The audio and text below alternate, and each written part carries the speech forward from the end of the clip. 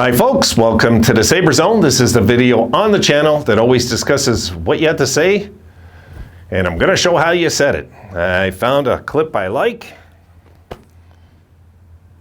Here it is. And a shout out goes to Sabres 1970, number 11. Hey, that's why I became a Sabres fan, Sabres 1970. That's why. The number one reason. Number two was the French Connection, but number one was Gilbert Perreault. And look at this, guys. Boy, are we looking good with our equity, cap space, pipeline, draft picks, young, talented core.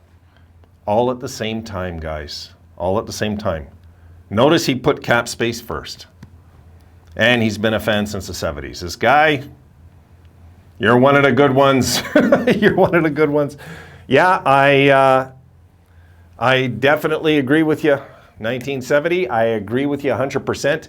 Now we've got a balance. Doesn't it feel like we have a balance again? When's the last time we could say that about this franchise?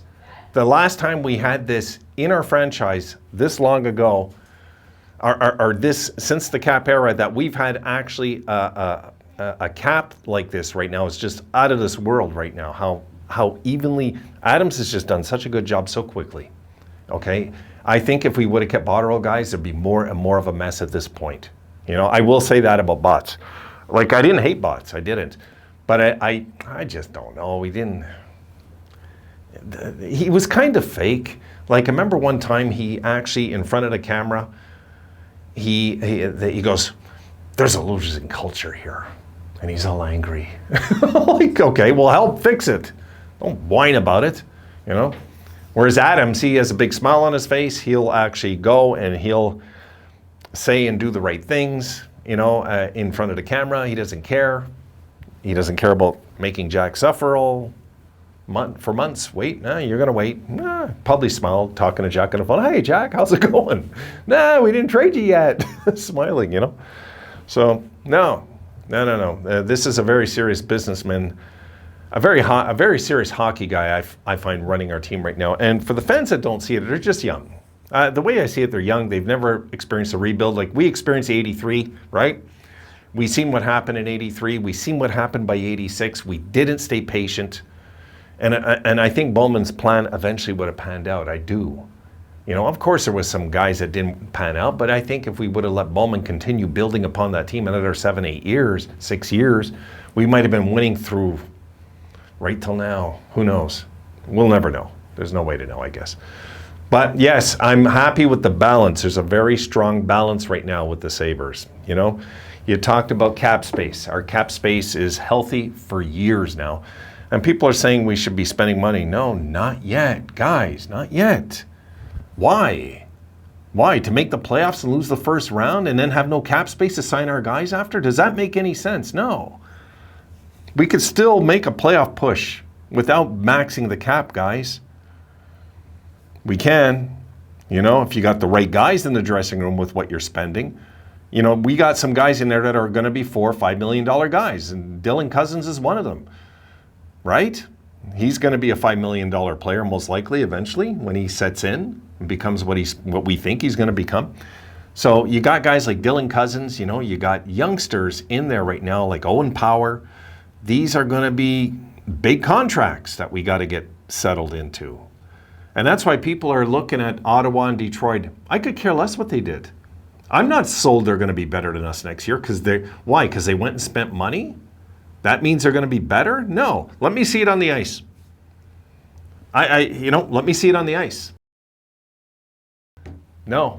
Till I see Detroit, I'm not sold on Yzerman. Like, I know 99% of you are. I'm not. I'm just not. I think he's overrated. I think he's had that team way longer than Adams has, and he's done nothing with it.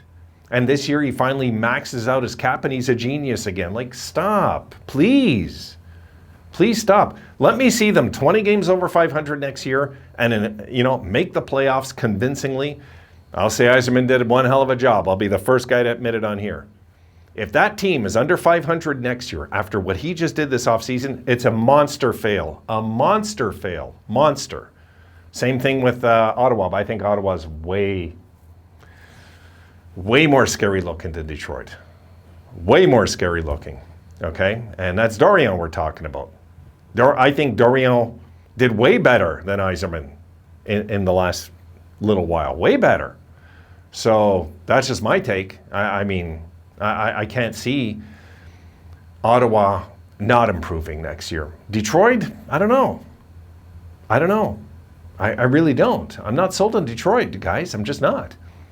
I wasn't this year, and most of you laughed at me. I wasn't sold on Detroit, Ottawa, Montreal, remember? I called it. They did finish 5th.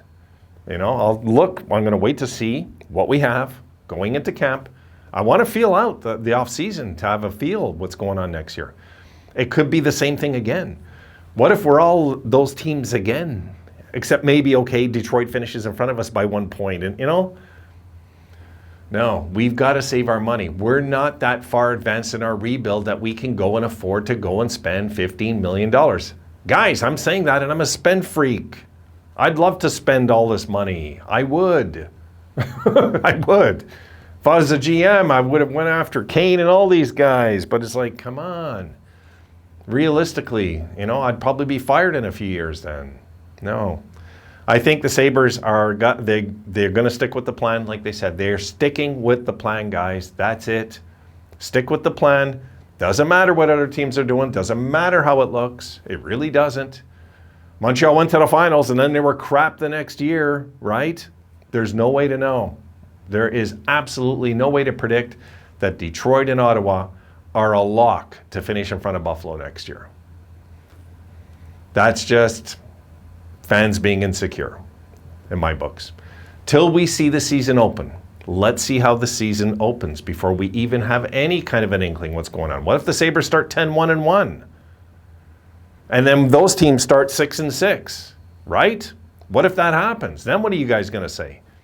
You're going to pretend that, you know, that Adams is like not doing good, but Yzerman's a genius. He's still going to do that? Come on. So I think we have to go and just wait till the season starts before we write off the Sabres. That's kind of the feeling I'm getting, is certain fans are writing them off because we didn't spend. And cap money's not there to spend in free agency except to address your needs. That is really what it's there for, and to fulfill your contracts, of course, and not to overpay on players on your team. That's why I was happy with the Olofsson signing. Short term, fair, 4.5 between 5 is what I was hoping. He hit split right in the middle of that. I'm good with that. We'll see what he does the next 2 years. If he's still a 20-goal guy the next 2 years, that's it. He doesn't get it paid anymore. Maybe we even move him at that point. I'm going to watch his physical play this year. I'm going to tell you right now, I'm going to watch it like a hawk, because I found there was a little more aggression with him by the end of last year. We'll see this time around. That's about it for this one, guys. Yeah, c'est fini. I got to go walk my dog. My daughter just came. That's who you heard calling me. I got to get out of here. I'll see you guys tomorrow. Have a good one.